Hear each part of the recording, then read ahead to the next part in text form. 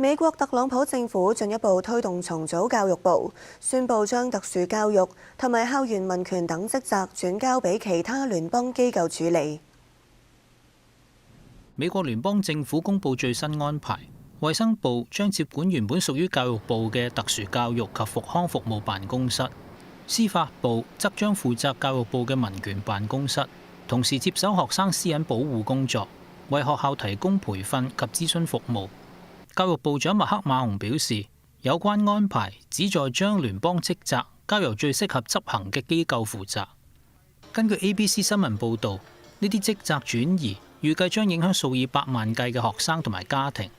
包括約700萬名透過殘疾人教育法獲得資助嘅人士。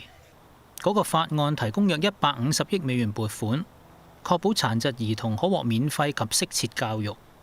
有關注教育公平嘅智庫組織形容，有關決定魯莽，最新變動將削弱問責機制，並為依賴相關服務嘅家庭增添不確定性。總統特朗普喺2024年競選期間曾承諾關閉教育部，並強調要將教育權力下放至各州。教育部早前已經同多個聯邦機構簽署10項內部協議，逐步轉移部門多項職責。